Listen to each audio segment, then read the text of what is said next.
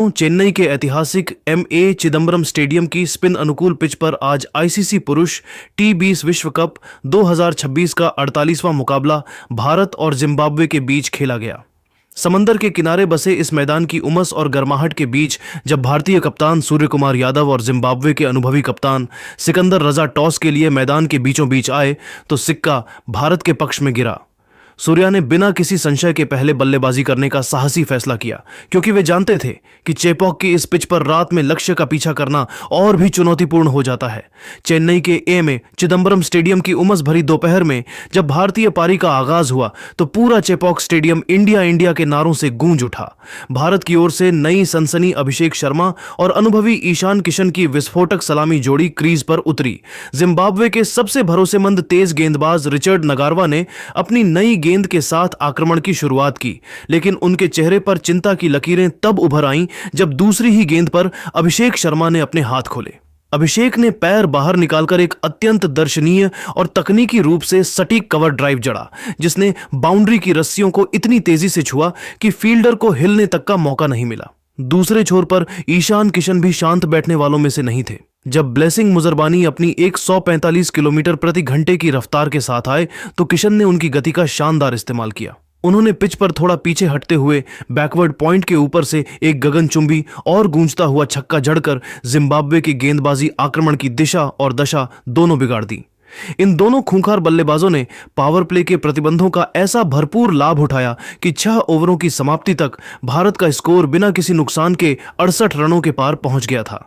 चेन्नई के MA. Chidambaram stadium की उस ऐतिहासिक और उमस भरी शाम में जब भारतीय टीम ने जिम्बाब्वे के खिलाफ अपने अभियान का बिगुल फूंका तो सलामी बल्लेबाज अभिषेक शर्मा का बल्ला किसी अलग ही ग्रह की ऊर्जा से संचालित नजर आ रहा था। अभिषेक की बल्लेबाजी में वह गजब की लय, सहजता और बेखौफ अंदाज था जो केवल महान बल्लेबाजों में देखा जाता है।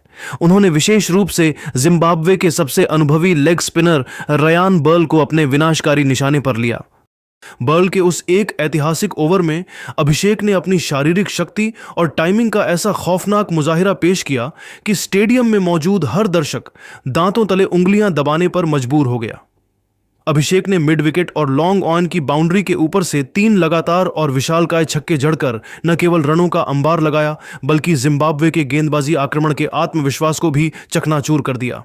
इस आतिशी और विध्वंसक बल्लेबाजी की बदौलत अभिषेक ने मात्र 24 गेंदों पर अपना अर्धशतक पूरा कर लिया, जिसने जिम्बाब्वे के कप्तान सिकंदर रजा को पूरी तरह से रक्षात्मक रणनीति अपनाने और अपनी फील्डिंग को बाउंड्री लाइन पर तैनात करने के लिए मजबूर कर दिया।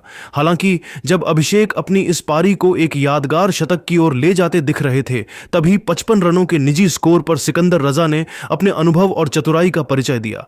रजा ने एक अत्यंत तेज और स्किड होती हुई कैरम बॉल फेंकी जिसे अभिषेक की नजरें पढ़ने में एक क्षण के लिए चूक गईं और गेंद उनके पैर से जा टकराई। अंपायर ने बिना किसी हिचकिचाहट के उन्हें एलबीडब्ल्यू करार दिया, जिससे भारत को पहला झटका लगा और अभिषेक के उस तूफानी सफर का अंत हुआ। अभिषेक शर्मा के पवेलियन लौटने के बाद भारतीय क्रिकेट के उभरते सितारे और तकनीकी रूप से अत्यंत सक्षम तिलक वर्मा ने क्रीज पर कदम रखा। तिलक ने मैदान पर आते ही अनुभवी ईशान किशन के साथ मिलकर भारतीय पारी की कमान इस तरह संभाली कि रनों की गति धीमी होने के बजाय और तेज होती चली गई। दूसरी ओर ईशान किशन, जो एक छोर पर किसी अभेद्य दीवार और अंगद के पैर की तरह जम चुके थे, अपनी क्लास और अंतर्राष्ट्रीय अनुभव का ऐसा प्रदर्शन कर रहे थे कि मैदान का कोई भी कोना उनके प्रहारों से अछूता नहीं रहा। ईशान ने ब्रायन डिवांस की एक तीखी शॉर्ट पिच गेंद को भांपते हुए उस पर एक अधिकारपूर्ण और शानदार पुल शॉट खेला और मात्र 32 गेंदों पर अपना अर्धशतक पूरा करके स्टेडियम में उत्साह का संचार कर दिया। इन दोनों के बीच दूसरे विकेट के लिए 85 रनों की एक विशाल, अटूट और ऐतिहासिक साझेदारी पनपी, जिसने जिम्बाब्वे की मैच में वापसी की बची कुची उम्मीदों को भी पूरी तरह खत्म कर दिया। चेन्नई के एम.ए. चिदंबरम स्टेडियम की टर्न लेती पिच पर जहां अच्छे बल्लेबाज स्पिन के सामने संघर्ष करते नजर आते हैं, वहां युवा तिलक वर्मा ने आज क्रिकेट का एक अलग ही स्तर प्रदर्शित किया। तिलक ने विशेष रूप से जिम्बाब्वे के सबसे अनुभवी और चतुर कप्तान सिकंदर रजा को अपने रडार पर लिया और दुनिया को यह साबित कर दिया कि वे आधुनिक क्रिकेट में स्पिन गेंदबाजी के कितने बेहतरीन और तकनीकी रूप से सक्षम खिलाड़ी हैं। जैसे ही रजा अपना अंतिम और सबसे निर्णायक स्पेल डालने के लिए गेंदबाजी आक्रमण पर लौटे, तिलक वर्मा के इरादे पूरी तरह बदल चुके थे। उन्होंने रजा के अनुभव का सम्मान करने के बजाय उन पर हावी होने की रणनीति अपनाई। चेपॉक की टर्न लेती चुनौतीपूर्ण पिच पर, जहां दुनिया के बड़े बड़े दिग्गज स्पिनर की उंगलियों की थिरकन को समझने में मात खा जाते हैं, वहां युवा तिलक वर्मा ने आज बल्लेबाजी का एक ऐसा मास्टर क्लास प्रस्तुत किया जिसे इतिहास के पन्नों में स्वर्ण अक्षरों में दर्ज किया जाएगा। तिलक ने बिना किसी डर, हिचकिचाहट या मानसिक दबाव के जिम्बाब्वे के सबसे अनुभवी और चतुर रणनीतिकार कप्तान सिकंदर रजा को अपने निशाने पर लिया। रजा अपनी विविधता और कैरम बॉल के लिए जाने जाते हैं, लेकिन तिलक ने आज उनकी हर चाल को पहले ही भांप लिया था। जैसे ही रजा ने गेंद को हवा में थोड़ा सा फ्लाइट दिया, तिलक ने अपनी आंखों की तेजी और फुर्तीले पैरों का अद्भुत सामंजस्य दिखाया। उन्होंने क्रीज की गहराइयों का और कदमों का इतना शानदार इस्तेमाल किया कि रजा अपनी लेंथ को लेकर पूरी तरह भ्रमित हो गए।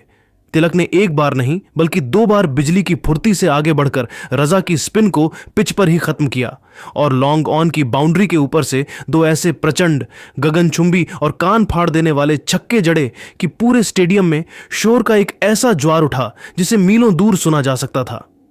इन छक्कों की रफ्तार और ऊंचाई इतनी अविश्वसनीय थी कि गेंद केवल बाउंड्री पार नहीं गई, बल्कि स्टैंड्स की सबसे ऊपरी मंजिलों में जाकर गुम हो गई।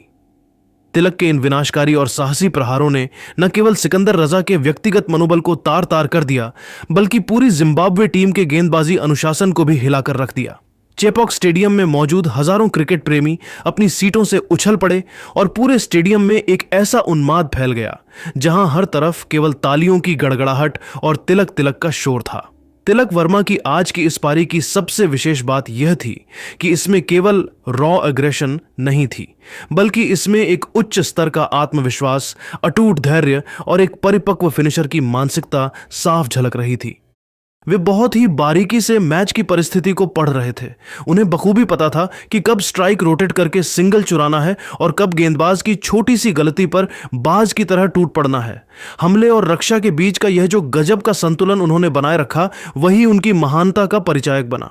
अपनी इसी शानदार और बेदाग फॉर्म को जारी रखते हुए उन्होंने विपक्षी टीम के हर वार, हर रणनीति और हर स्लेजिंग का जवाब अपने शांत स्वभाव और गरजते हुए बल्ले से दिया।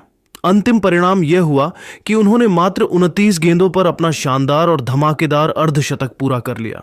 उनकी इस पारी ने भारतीय खेमे को न केवल एक ठोस मजबूती प्रदान की, बल्कि एक ऐसा मनोवैज्ञानिक बढ़त भी दिलाई जिसने मैच के रुख को पूरी तरह और स्थायी रूप से भारत के पक्ष में मोड़ दिया। तिलक का हर शॉट, चाहे वह कवर ड्राइव हो या वह विनाशकारी छक्का, उनकी कड़ी मेहनत, नेट प्रैक्टिस के घंटों और चेपॉक की उस झुलसा देने वाली तपती गर्मी में उनके फौलादी इरादों की गवाही दे रहा था। उनके चेहरे पर जीत की जो चमक थी, उसने यह स्पष्ट कर दिया कि भारतीय क्रिकेट का भविष्य सुरक्षित हाथों में है। जैसे जैसे भारतीय पारी अपने अंतिम पड़ाव यानी डेथ ओवर्स की ओर बढ़ी, मैदान पर आधुनिक क्रिकेट के सबसे खूंखार फिनिशर्स रिंकू सिंह और हार्दिक पांड्या का भयानक तूफान आया। इन दोनों ने मिलकर अंतिम के 3 ओवरों में जिम्बाब्वे के गेंदबाजों की ऐसी निर्मम धुनाई की जिसे लंबे समय तक याद रखा जाएगा। रिंकू सिंह ने अपनी छोटी लेकिन अत्यंत प्रभावशाली कैमियो पारी के दौरान बिजली की रफ्तार वाले 2 कड़क चौके जड़े, जबकि हार्दिक पांड्या ने अपने नैसर्गिक बाहुबल का परिचय देते हुए पारी की अंतिम गेंद पर एक आसमान चीरने वाला छक्का लगाया।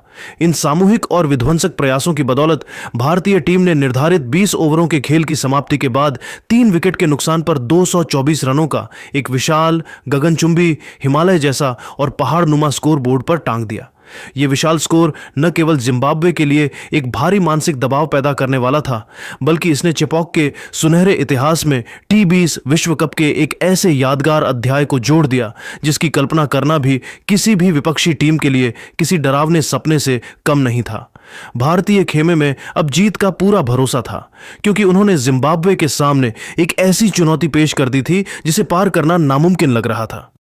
चेन्नई के एम.ए. चिदंबरम स्टेडियम की दूधिया रोशनी में जब जिम्बाब्वे की टीम 225 रनों के उस विशाल, हिमालयनुमा और लगभग असंभव से दिखने वाले लक्ष्य का पीछा करने मैदान पर उतरी, तो किसी ने सपने में भी नहीं सोचा था कि वे भारतीय गेंदबाजों के पसीने छुड़ा देंगे।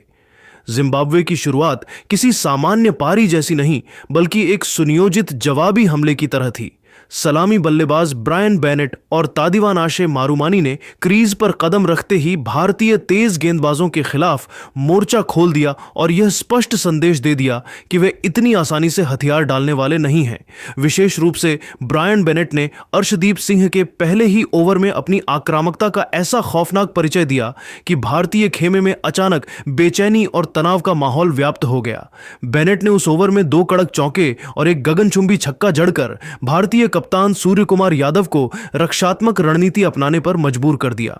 इन दोनों की तूफानी बल्लेबाजी का आलम यह था कि पावर प्ले के मात्र 6 ओवरों की समाप्ति तक जिम्बाब्वे ने 1 विकेट खोकर 62 रन बोर्ड पर टांग दिए थे।